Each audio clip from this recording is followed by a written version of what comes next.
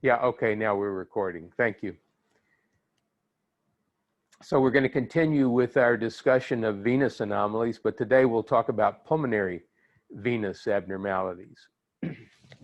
And you may remember from our discussion of development that the veins, the pulmonary veins, develop from a plexus of capillaries, vessels that invest the foregut.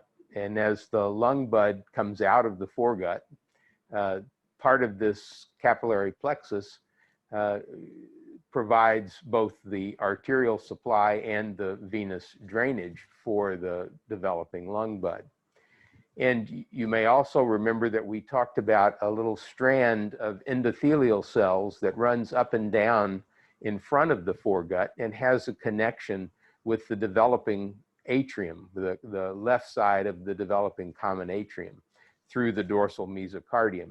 The same way that new myocardial cells get into the heart tube itself, there is also a connection, an endothelial connection, endocardial connection from the back of the left atrium out to this plexus of capillaries and venules that are developing to drain the developing lung bud. And as the lung bud develops, this continues to develop into a vascular plexus.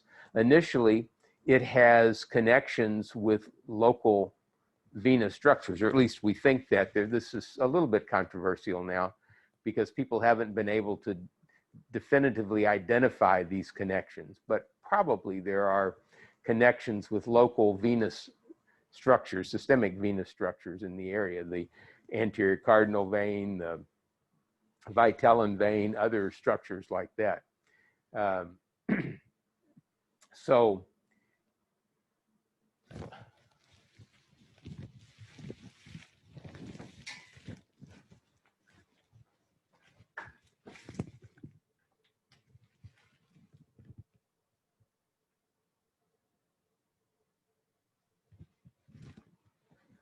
not sure what happened then. Is there, can everybody still see? Something just happened down here that turned off my system, but now it's back on.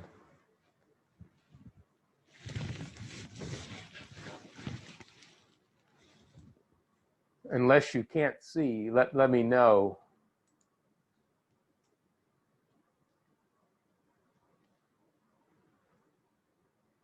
Can you hear now? Can you hear now? Looks like that. Okay, fine. Thank you. Sorry, I don't know what happened.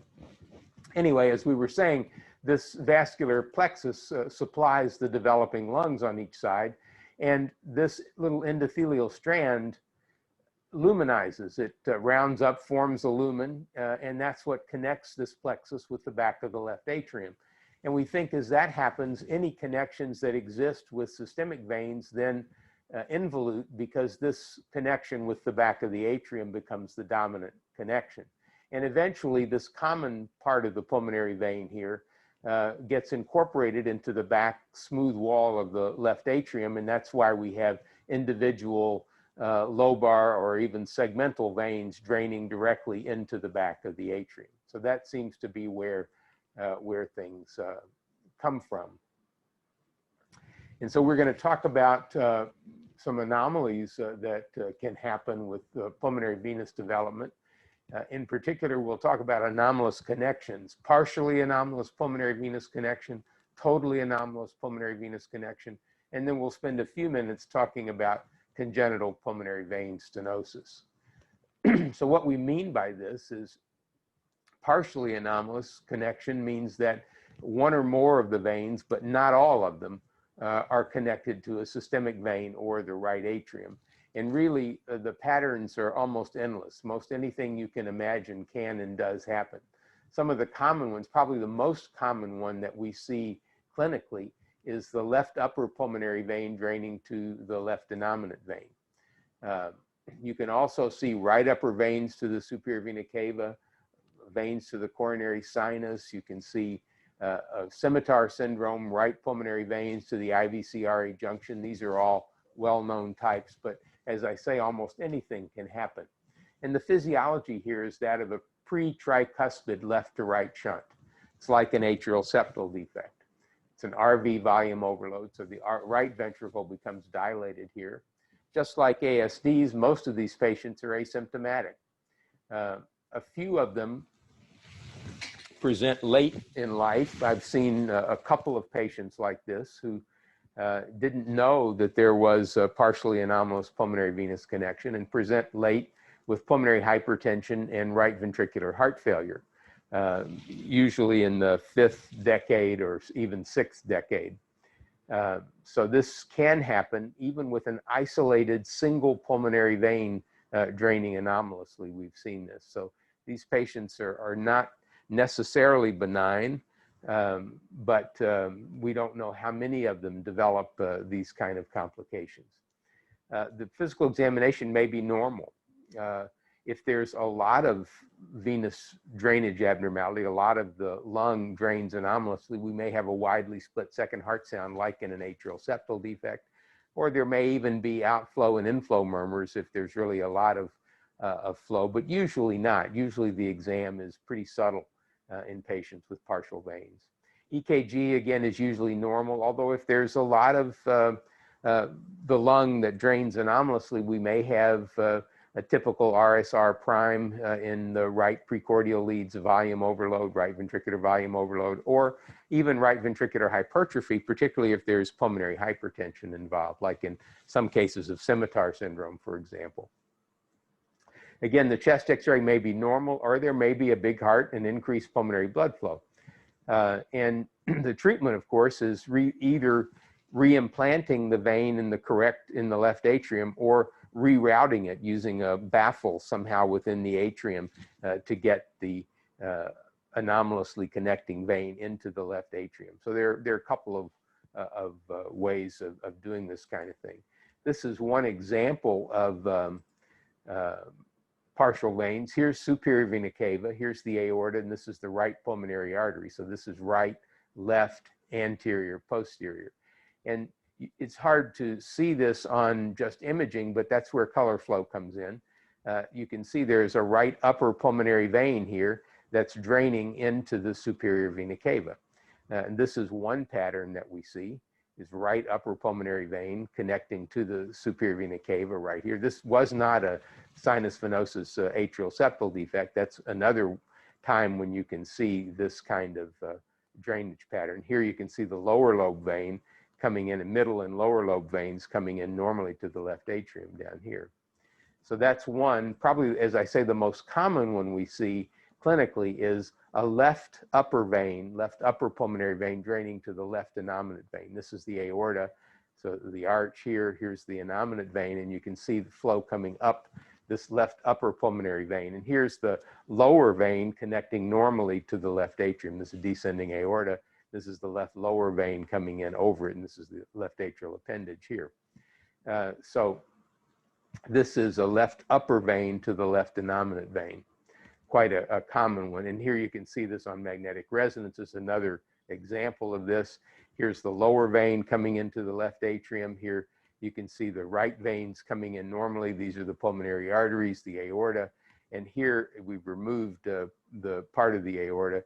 And here you can see this left upper pulmonary vein coming up to the innominate vein, left innominate vein, which then comes across to the superior vena cava on the right side. We're looking from the back, and that's why this is the left side, this is the right side. So you can see a middle and lower lobe vein here connecting normally, and then the upper lobe vein going to the innominate. Same thing on an angiogram. This is just an example of left veins going to a coronary sinus. There's a big dilated coronary sinus right here, and these are left pulmonary veins which connect to the coronary sinus instead of connecting to the left atrium directly. Right veins are coming in over here normally. So here you can see the left atrium. Here's this left vein coming into the coronary sinus, which then comes around into the right atrium. And there's an interatrial communication over here as well. So left veins to coronary sinus, a fairly common pattern. Here's another one. Here we're looking from the front. So this is right side, left side. Here's the left atrium. These are the right pulmonary veins all coming into the left atrium, superior vena cava, normal here, aorta, pulmonary trunk. And then if we look over on the left side, you can see here's the left lower vein, left upper vein, forming this little vertical vein, which comes up to the left innominate vein around to the superior vena cava. So another pattern. In polysplenia, we sometimes see the right veins draining to the right atrium, left veins draining to the left atrium, so-called ipsilateral pulmonary venous connection. And we think this is because of malposition of the atrial septum rather than abnormal connection of the veins. You can see in this normal heart, here's where the veins normally are.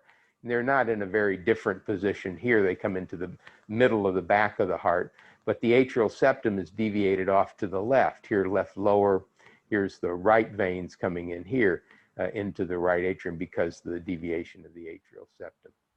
And you can see that, of course, with magnetic resonance. Here is the right atrium, and here are these right veins coming into the back of the right atrium, left veins coming into the back of the left atrium. As we follow that up, you can see, sorry, I have to grab it down here to be able to do it.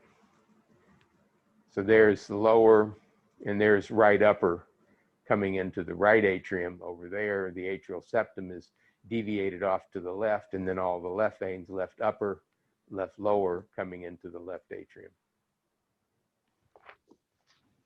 And then a named type of partially anomalous pulmonary venous connection is the Scimitar syndrome. Here we usually have hypoplasia of the right lung, some dextro or mesocardia, but the apex usually still points either leftward or down, not so much to the right, because it's really a secondary dextrocardia because of hypoplasia of the right lung. The heart's just sort of shifted over into the right chest.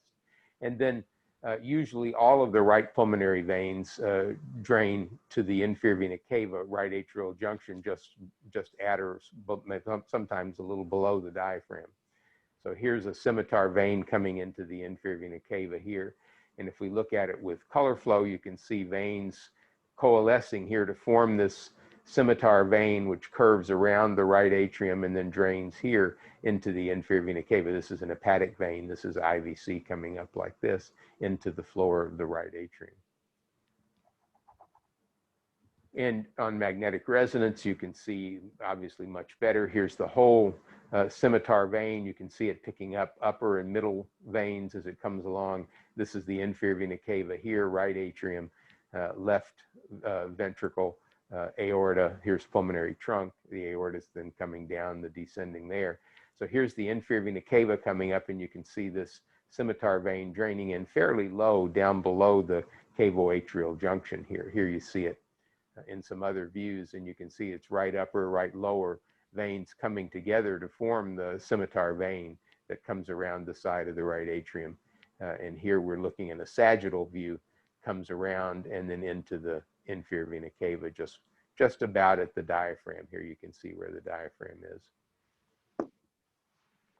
So those are some types of partially anomalous pulmonary venous connection. Totally anomalous pulmonary venous connection means all of the pulmonary veins connect to a systemic vein or sometimes to the right atrium. And you can have, we think of this as sort of three main categories: an infracardiac type where the vertical vein goes below the diaphragm, carries all the veins down into the, usually into the portal sinus; or cardiac type where the veins drain to usually the coronary sinus or sometimes directly to the right atrium, again because of extreme malposition of the atrial septum; or supracardiac where the veins go up to the, usually to the innominate vein, although they can drain to an azygos or a superior vena cava. But these are the, by far the most common drainage patterns that we see. And the physiology here depends on whether the veins are obstructed or not. If they're obstructed, patients are usually very sick, have suprasystemic pulmonary artery pressure, pulmonary edema, severe cyanosis, and are really very sick. If the veins are unobstructed, it's like a very large atrial defect with a little bit of cyanosis. There's a large pre-tricuspid left to right shunt, RV volume overload, and variable cyanosis. So obviously, the more pulmonary blood flow there is, the higher the patient's saturation is going to be.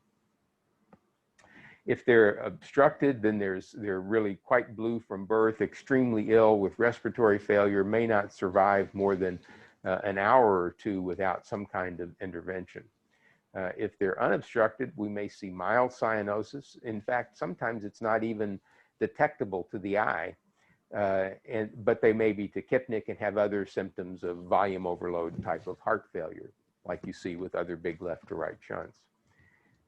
On exam, the babies are usually, if there's obstructed veins, they're in respiratory failure, they're extremely ill, single second heart sound because of pulmonary hypertension, usually no murmur because there's very little pulmonary blood flow in that case, so nothing really to make a murmur. If it's unobstructed, they're tachypnic, they may have a widely split second heart sound because of this big right ventricular volume overload, often have a systolic murmur at the upper sternal border because of excessive flow across the pulmonary outflow tract, may have a tricuspid mid-diastolic murmur as well, hepatomegaly, sometimes even edema. The chest x-ray usually shows right ventricular hypertrophy, some right atrial enlargement. If they're obstructed, then the chest x-ray is going to show a relatively small heart because the combined ventricular output here is less than normal.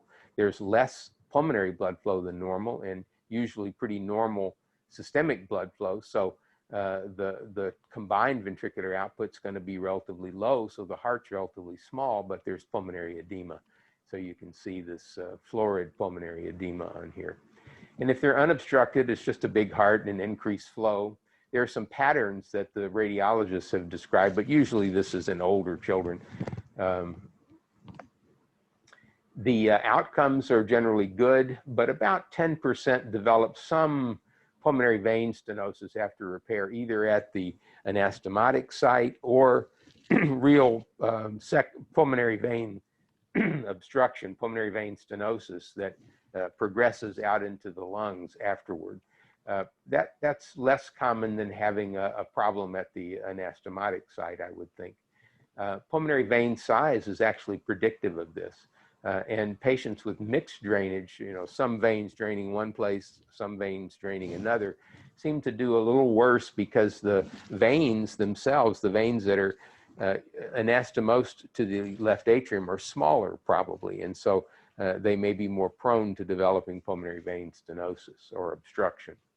And obviously patients with a two ventricle do much better than patients with a single ventricle after repair of veins. This was a study that Kathy Jenkins did a number of years ago with us, showing that patients with small pulmonary veins, we just measured all the pulmonary veins as they entered the confluence and summed up the dimensions of the veins. And the ones that had small veins tended to die early of pulmonary vein stenosis. The ones with larger veins did better. So there's some correlation here between vein size and development of pulmonary vein stenosis. So here's an example of infradiaphragmatic veins by magnetic resonance. Well, this is not behaving at all. So here we go. There's the descending aorta coming down. You can see the stomach here is on the right. So this is a patient with heterotaxy syndrome. And here you can see the lower lobe pulmonary veins here forming a confluence in a vertical vein going below the diaphragm. And now you can see the upper veins joining it. Here's where the upper veins come in here to join this. And so you get this little tree-like effect here. And then we can follow the pathway down here below the diaphragm into the liver. And you can see that it joins this structure right here, and that's the portal sinus. And that's where most infradiaphragmatic veins join. And we can tell it's the portal sinus because right here is the portal vein that's coming out of the mesentery and coming up into the portal sinus there. And initially, early on in the first day or so, there's a connection between the portal sinus in the inferior vena cava, the ductus venosus. But as soon as that closes, then there's no more connection, and all of the pulmonary venous blood has to percolate through the liver sinusoids and then back through the hepatic veins to get to the atrium. And so that's why these are virtually always obstructed, because they have to go through the liver. So that requires a pressure head. And so even if there's no obstruction in this pathway that you see there, and this one looks quite open, there's no narrowing or anything in the pathway. But even so, there's obstruction because of the fact that the venous return has to go through the liver in order to get back to the heart. This is an example of supracardiac. You can see here's a right upper, right lower. We're looking from above, from suprasternal. So this is right side, left side, up, down. So here's right upper, right lower. Here's left lower, left upper that are coming into the left side here. And then this will go up around the left side of the pulmonary trunk there and go up into the innominate vein. And you notice that these veins are really pretty small. This was a patient who had very measured small pulmonary veins and ended up developing pulmonary venous obstruction after repair and dying of pulmonary vein stenosis. So there's the connection up to the innominate vein around to the left side of the pulmonary trunk. Here's another patient. This patient obviously has a heterotaxy syndrome. Here you can see this big common atrium here. And here are pulmonary veins. Here's right lower, here's left lower as they come together here below. And they form, here's a middle vein on the right coming in, here's the confluence. And you can see it's separate from the atrium. It doesn't connect with the atrium. There's a left upper that just joined it.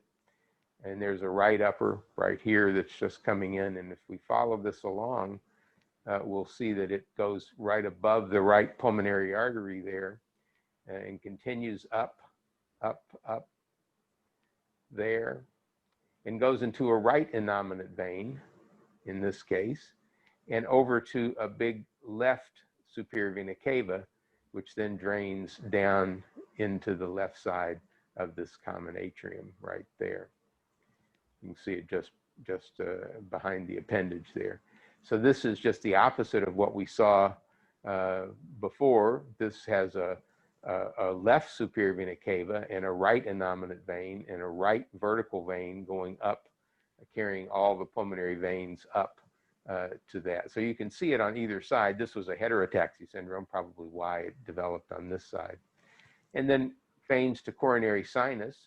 Here's a big coronary sinus. This is right atrium over here. Sorry, this is left atrium over here. Here's a big coronary sinus. These are the right pulmonary veins. This is wrong. These are right pulmonary veins. This is left pulmonary veins coming into the back of this big coronary sinus. And then here's the right atrium. Here's left atrium. Here's right atrium here where the coronary sinus drains. So this is veins to the coronary sinus. And you can see this on magnetic resonance as well.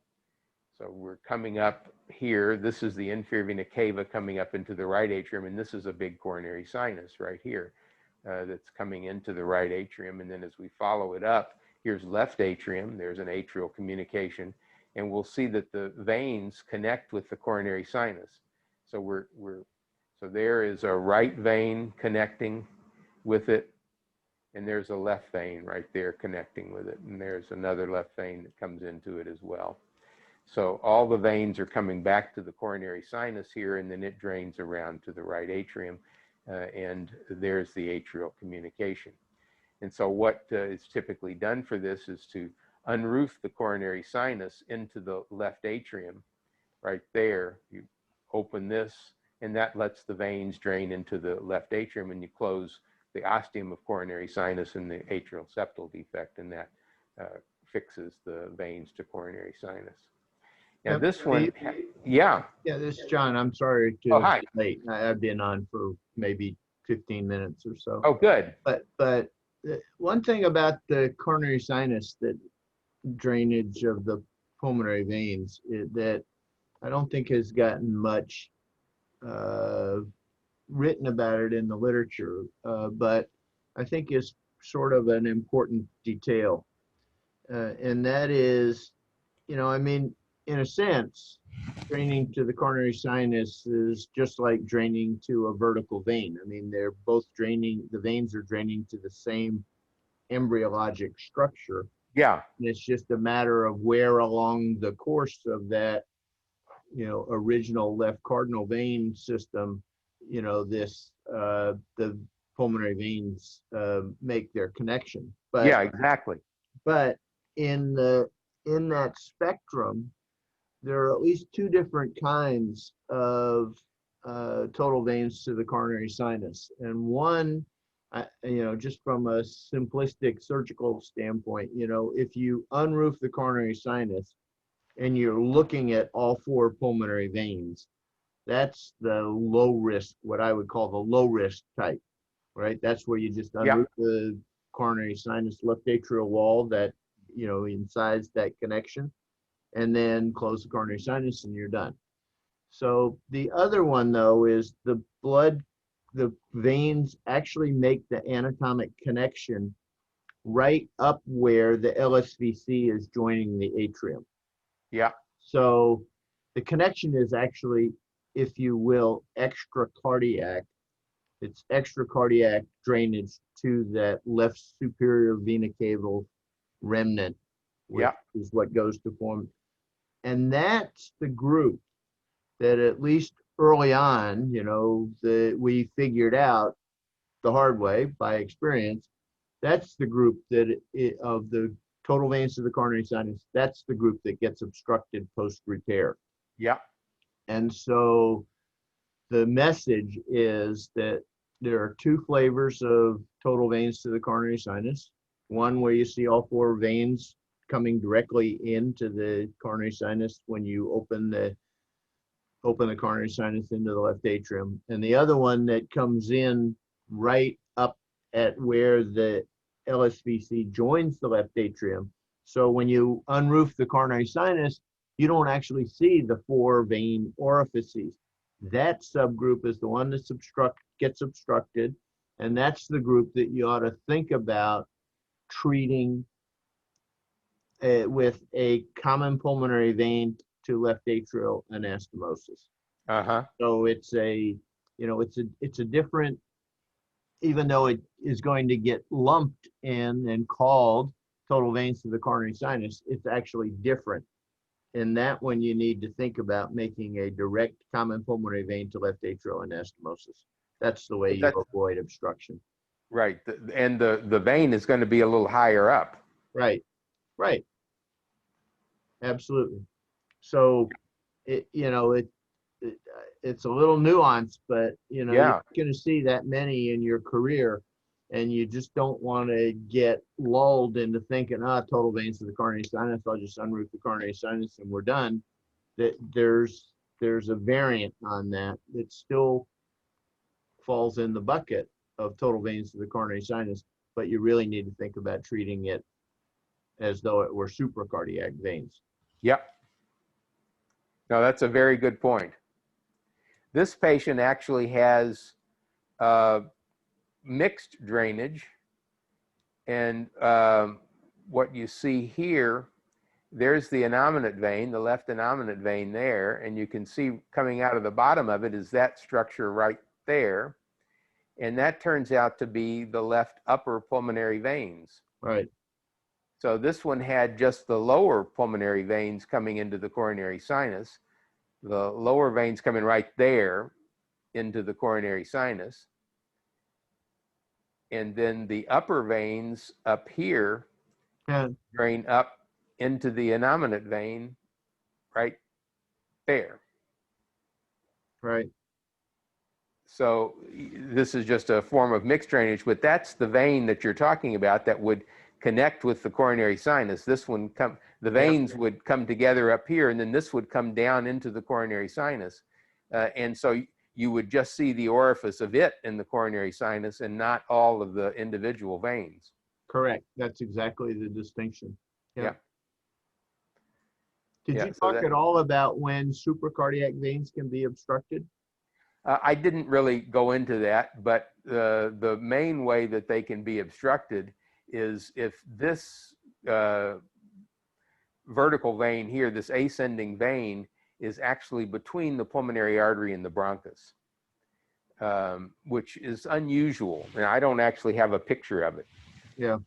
But that is a mechanism for obstruction, is to have this vertical vein go in between the big pulmonary trunk here and the bronchus, which is running right behind it there. Right. So the point being that typically we think about supracardiac veins as not being obstructed and coronary sinus veins not being obstructed. But in reality, both can have the anatomic, little variation that can lead either one of those types to be obstructed. And the one that, just to maybe help everybody remember, the one where the total veins to an ascending or vertical vein, that goes between the LPA and the bronchus is got this nice little catchy phrase called the hemodynamic vice. And if you think about it, right, the more obstruction you get, the higher the pulmonary artery pressures are going to be, the more dilated that LPA is going to be, and then the more compression that there's going to be on that vertical vein, which is carrying the pulmonary veins. So this is a situation where more pulmonary venous obstruction begets more pulmonary venous obstruction just because of that anatomic drainage of the pulmonary veins through a vertical vein that's in the hemodynamic vice. Yeah. Or actually, Richard always called it the vascular vice because he liked alliteration. Right. Yeah, I can appreciate that. Anyway, you can have variations on this. These are just some of the most common patterns, but you can see other things. For example, here is the pulmonary venous confluence that we're seeing separate from the left atrium or right atrium, but running behind the atria. Here's the atrial septal defect. And if we look in a sagittal plane, here's the cava coming in, and you can see that there are connections from this pulmonary venous confluence directly to the base of the superior vena cava. So you can have other drainage patterns as well. This is an example like that. Here's the cava. Here's this vein. Here's the right pulmonary artery. And here you can see this vein coming up between the PA and the cava. Another way that these can get obstructed, by the way. Yep. And then coming into the superior vena cava up a little bit higher up. It's not an azygous vein because it's on the wrong side of the PA. Right. It's between the PA and the cava. So you can see these funny drainage patterns. And this one is a very unusual. This happens almost exclusively in heterotaxy syndrome, but you can see it, I suppose, otherwise. But that's where you have an intrapulmonary or intraparenchymal course of the venous pathway. So look at this one here. This had dextrocardia. You can see where the heart was over here indenting the right lung. We're looking from the front in these. So here's the right veins coming together here in this confluence. This is a 3D reconstruction from a magnetic resonance. And then you can follow it across, and it enters the left lung here, picks up some lower lobe branches, curves through the left lung around the hilum, comes out above the hilum after picking up a left upper, and then drains into a left superior vena cava over here. So the right lung is actually the venous drainage is going into the left and through the left lung to get up to the cava. And here's one on the other side. Here are all the left veins. This, again, was a heterotaxy. You can see the bronchus on the left here looks like a right bronchus. Yep. And there are 3 lobes on that side. So here the 3 veins come together, pick up a right lower out in the mediastinum, by the way, and then back into the right lung, around the hilum, and pick up a right upper lobe, and then come and join this right superior vena cava. So it can happen really on either side, and you can see this kind of pattern. It's a very unusual arrangement. This is just the raw data from of one of these patients. But I think the 3D reconstruction shows it.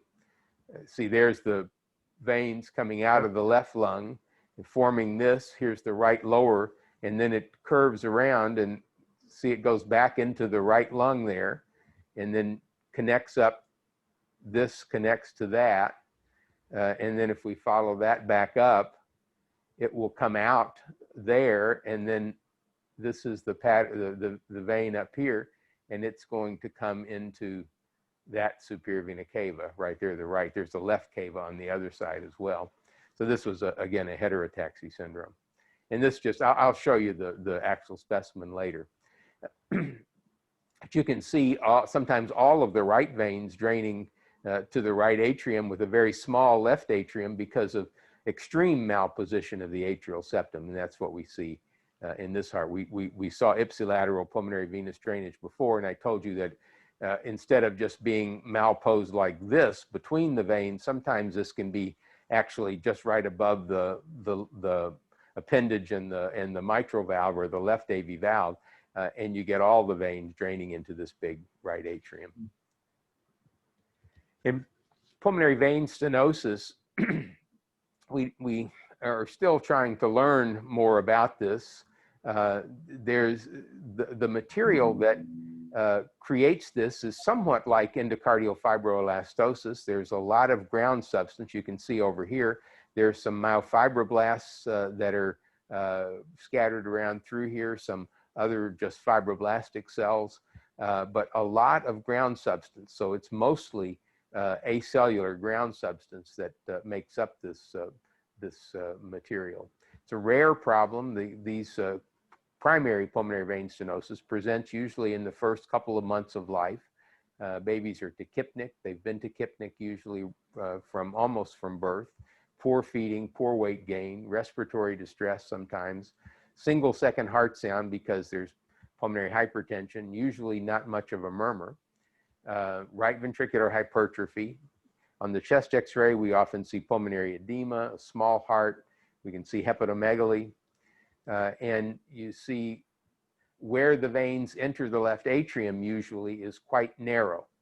And there may be a buildup of this fibroblastic material that we saw before, and you see flow coming in, high velocity flow jet coming into the back of the atrium. Sometimes there's just a single orifice. Sometimes individual veins come in like this, and each one gets obstructed. Here you can see the vein. Here's the vein out here, and here's the orifice. It's quite narrowed as it comes into the back of the atrium. So the treatments for this in the past have not been very good. I think they are getting a little bit better. Surgical treatment, so-called sutureless technique, plus repeated dilations and stenting of the veins. This sometimes provides more lasting relief. I think in the last 3 to 5 years, we've gotten a little better results with this. In the past, this was pretty uniformly fatal in the first year or two of life. People have tried, thinking that this was a neoplastic process, tried anti-neoplastic drugs. I'm not sure that that's been all that useful. I don't know the data all that well, but my sense is that this might add something, might not.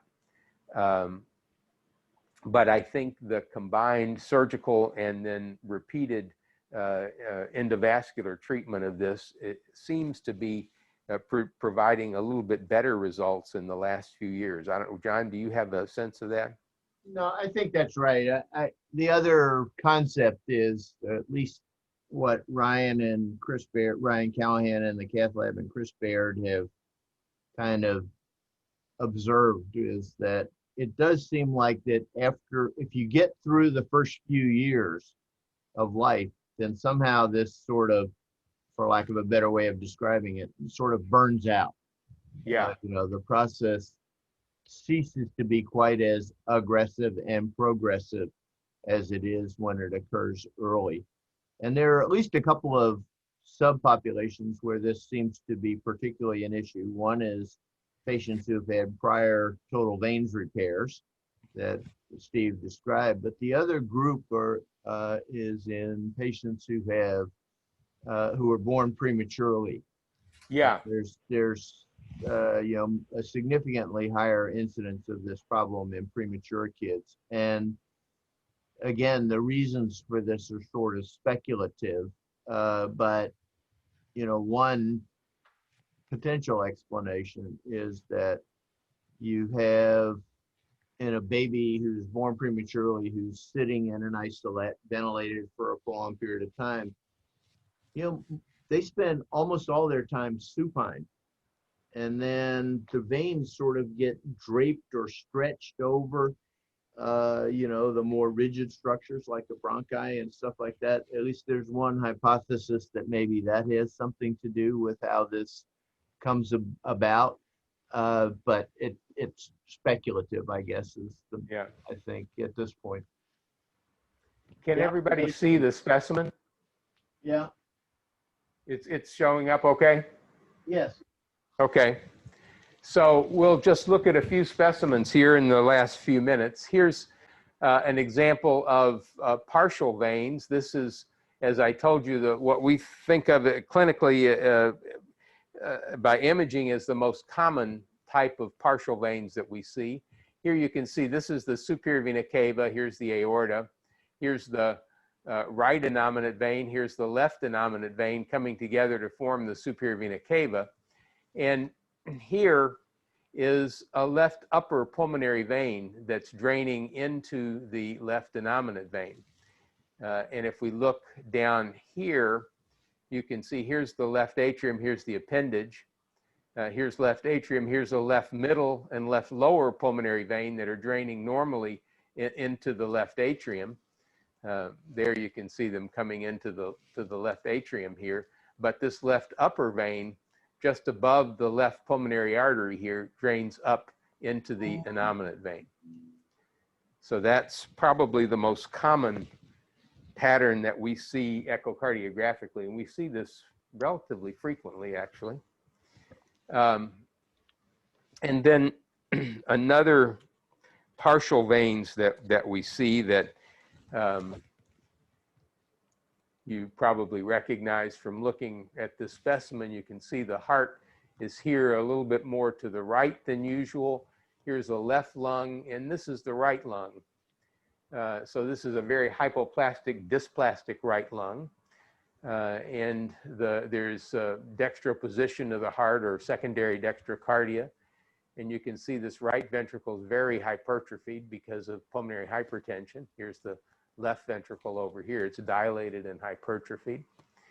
And here's our right atrium here. And this is the inferior vena cava coming into the right atrium. And into the inferior vena cava is this scimitar vein right here that's draining this very hypoplastic, dysplastic right lung. So this is a typical scimitar. Often these will have arterial supply to part of the right lung from the descending aorta, a sequestered segment of right lung. But this is another pattern that we see and that we looked at some images of scimitar syndrome with hypoplasia of the right lung, dextroposition or secondary dextrocardia of the heart, often pulmonary hypertension, and all of the veins, usually all of the right veins, draining to the inferior vena cava, just at or below the cavo-atrial junction. So that's, and then another partial veins that we see, and we'll talk about this when we talk about the atria, we'll talk about it more, but this is the inferior vena cava here coming into the floor of this atrium. Here's the fossa with the little secundum defect here. And here's the superior vena cava coming in. This is a sinus venosus defect right here, a superior sinus venosus defect. And you can see these are upper and middle veins here coming into the atrium just at the defect there. So this is partial drainage of these veins into the cavo-atrial junction associated with the sinus venosus defect. And that's one we see relatively often. And this one was a repair of partial veins to the right atrium. These right veins, this was a polysplenia, these right veins here used to drain to the right atrium, but you can see there's been a little surgery here. You can see the suture in here. In fact, a little patch was put in here to direct these veins over to the left atrium. And I think, yeah, here you can see these are the veins now that have been directed here into the left atrium, as in here are the left veins coming in normally, but these right veins used to all drain to the right atrium, and now this has been, the atrial septum was just moved over so that these veins can now drain into the left atrium. So that's partial veins. We can look at some types of total veins. Here's first example we'll start with. Here you can see, here's a big right atrium, right atrial appendage, quite dilated here. This right ventricle is quite dilated and somewhat hypertrophied. And you can see it's much bigger than the left ventricle in the back, which is relatively normal size, maybe slightly small. And then if we look, here is our left atrium, which is small. And there's an interatrial communication here that goes back to the right atrium. That's the fossa area.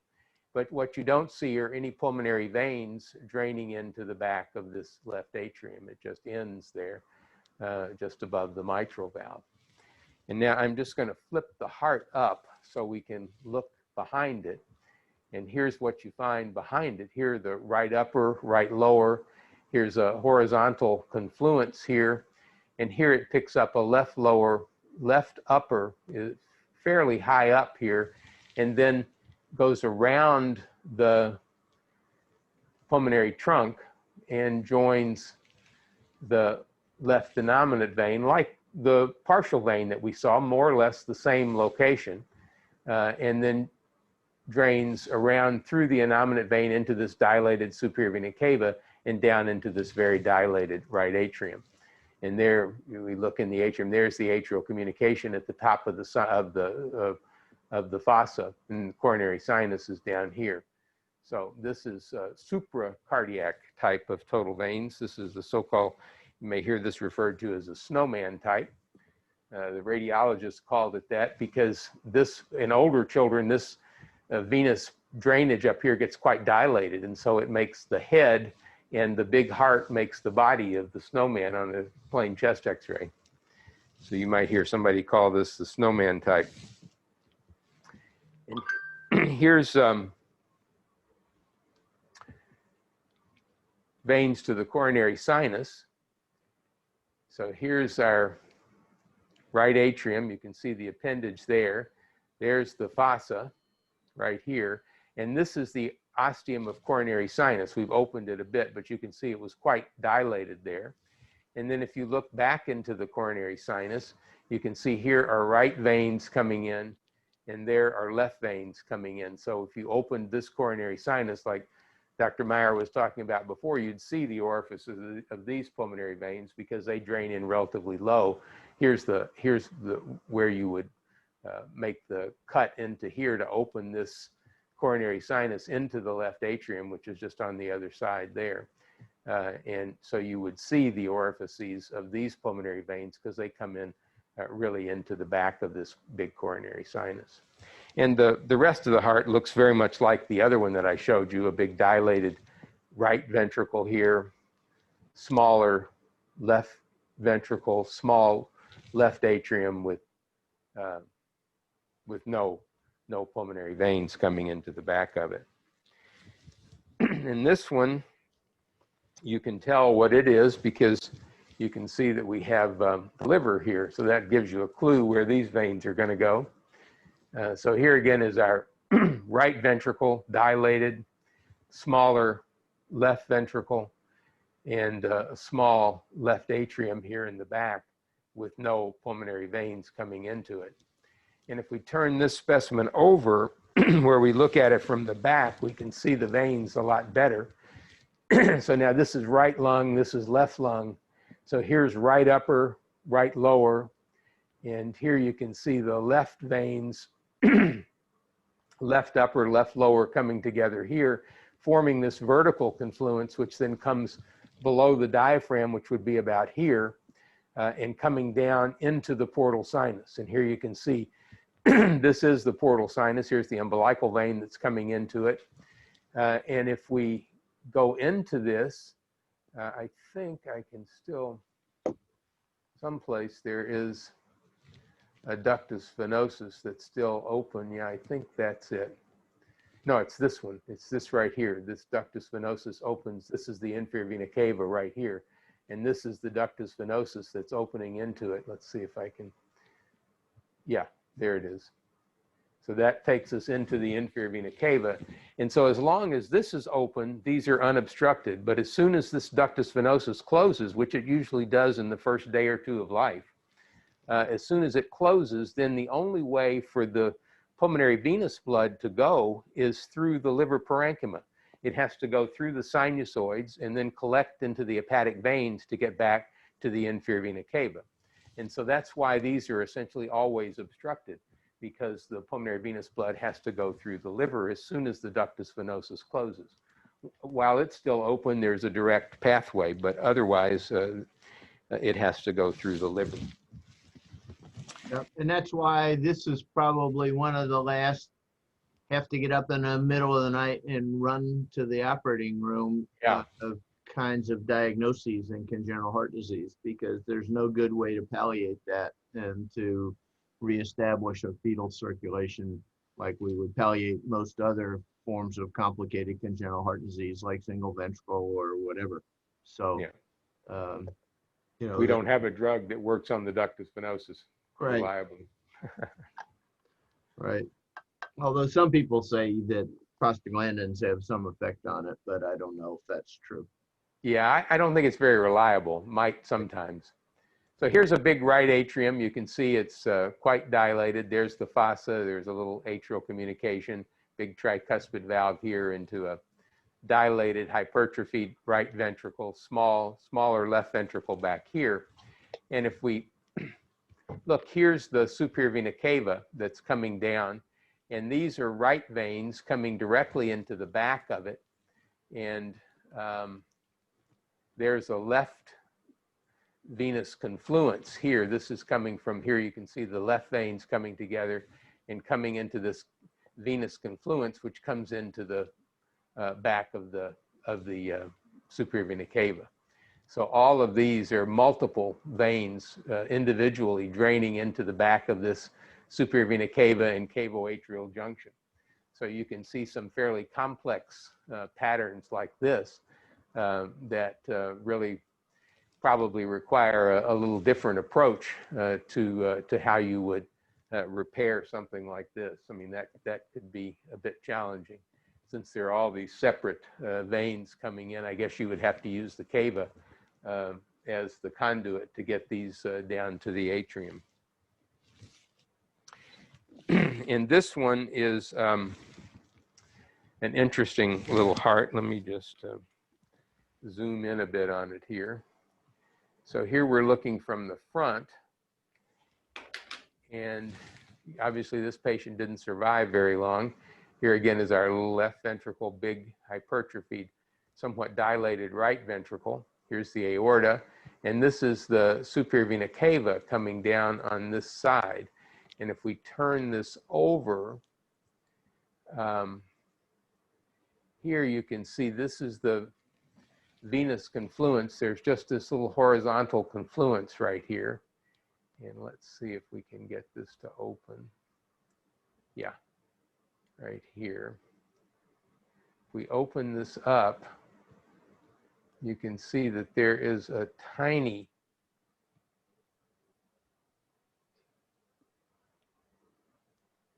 little opening. Well, I can't get it, but it comes into this, which connects to here. It goes right up here. This is probably an azygous vein.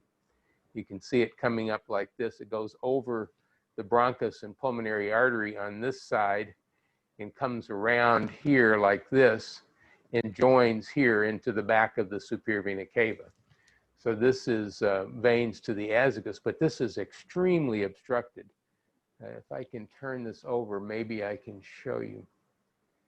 There, you see that tiny little dot? That was the connection between the pulmonary venous confluence and the azygos. So that was all there was. So this baby was extremely obstructed and died at about an hour or two of age. There was really nothing much to be done about that.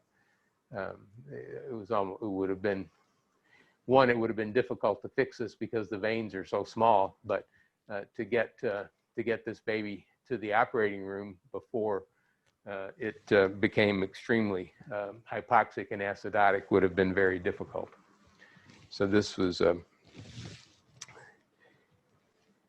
baby who didn't make it. And this is the heart that I told you about with the intraparenchymal drainage. So here, this was a complex heterotaxy. Most of these are.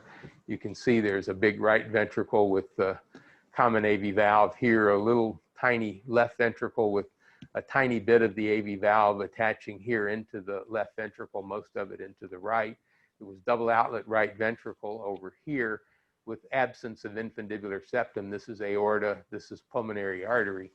And the heart was more or less meso to dextrocardia. Here was the aorta coming out.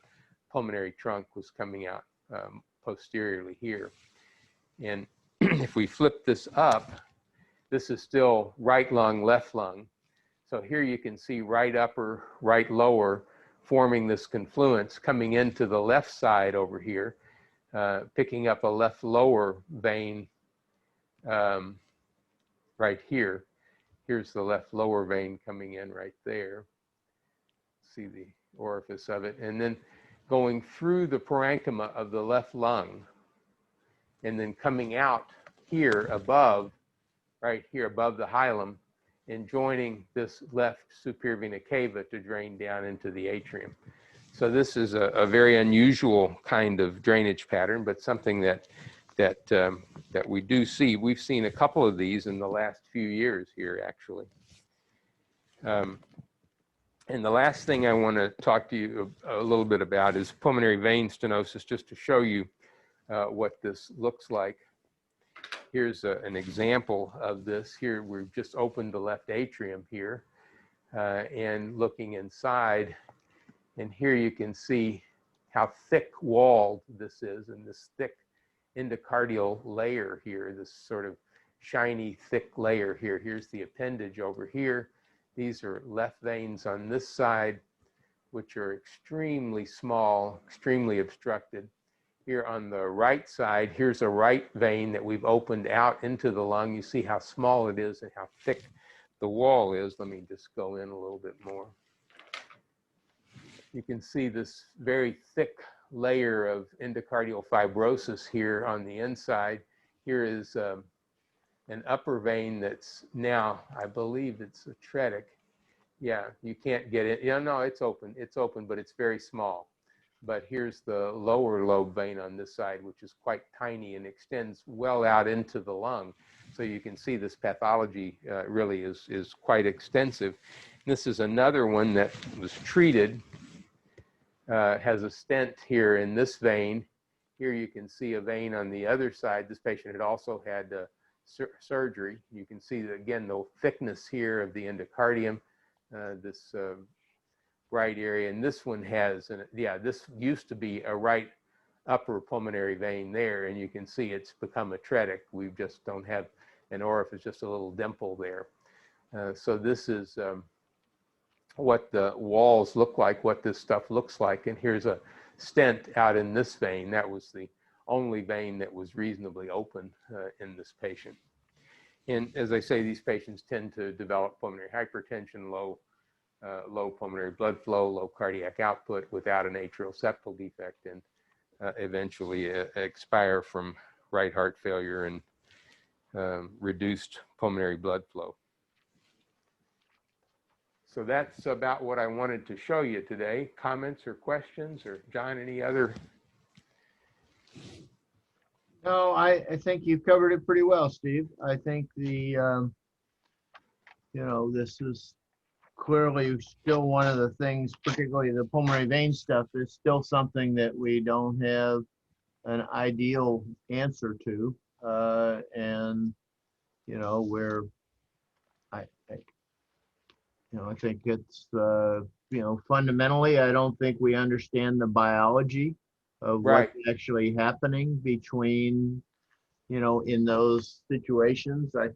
With pulmonary vein stenosis, you know, there's at least some body of thought that, you know, there's actually sort of, if you will, crosstalk between the endothelium and the medial layer cells, whether they're fibroblasts or smooth muscle cells or whatever, and that crosstalk is maybe involved in the pathogenesis of this.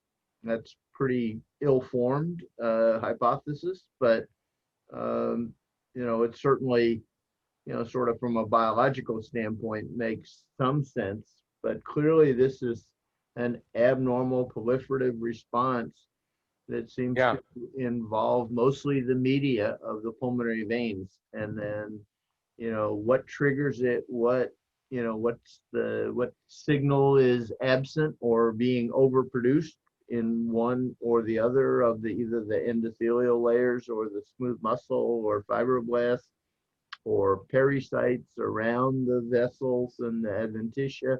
I mean, it's nobody really understands the biology very well, but it's Right.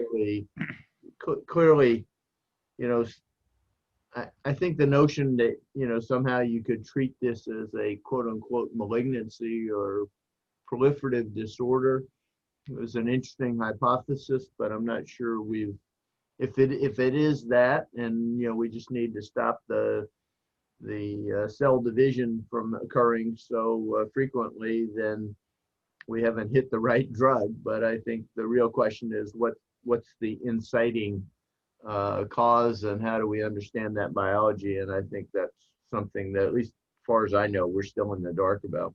Yeah. I mean, if you look at this histologically, there aren't so many cells. It's a lot of Right. ground substance.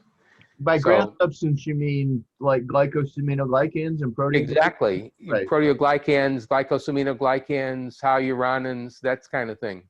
right. So, I mean, you know, those are normally produced by the cells in the media, but this seems to be a hyperproduction almost of that. Yeah. Interesting. Yeah. The fibroblastic, myofibroblastic cells are a secretory kind of cell. Right. And there's a thought that they're the ones that are doing this, but nobody really knows how to control it. Yeah. Well, I mean, if you extrapolate, and this is a big extrapolation, of course, but, you know, in a valve, in a normal valve interstitium and covered by an endocardial or valve endothelial layer, there's pretty good evidence about crosstalk there between Oh, the yeah. endothelial cells and the walls and the cells in the interstitium. And we know it's the interstitial cells that are the ones that make new collagen, that make GAGs and proteoglycans, the so-called stuff in the interstitial layer. Spongiosa, yeah. Yeah, the spongiosa of the valve leaflet. And whether or not that's similar or different, I mean, the cells probably have different embryologic origins, but maybe they're still both responding. We certainly know there's pretty good evidence that those valve interstitial cells in particular can change phenotype in response to an alteration in hemodynamic load. Right.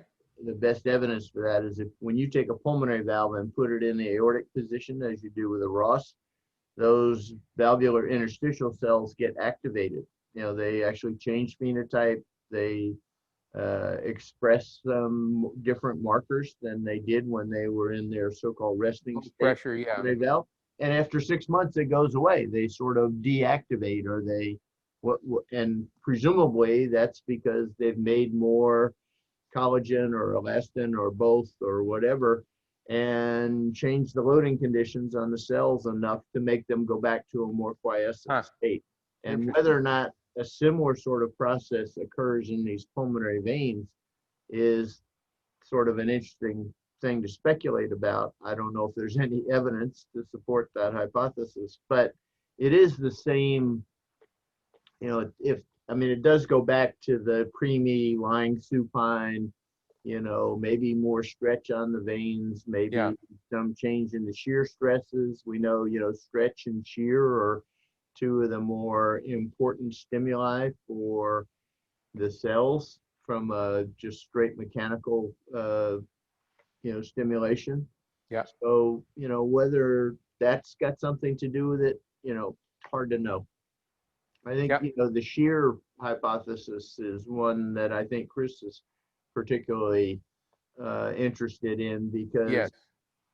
that, you know, we know that endothelium responds to shear stress, and whether or not that's somehow changes the signaling from the endothelium to the medial cells, and that's the pathogenic mechanism. I don't know. You know, we're obviously in very speculative territory here, but Right. Exactly. Okay. Well, Christina, would you stop the recording, and then I'll talk to you later about how to get it. And also somehow you need to make me a co-host on this so that I can do the recording. yeah, I think I just looked in the chat. She may have already bailed. So, She's still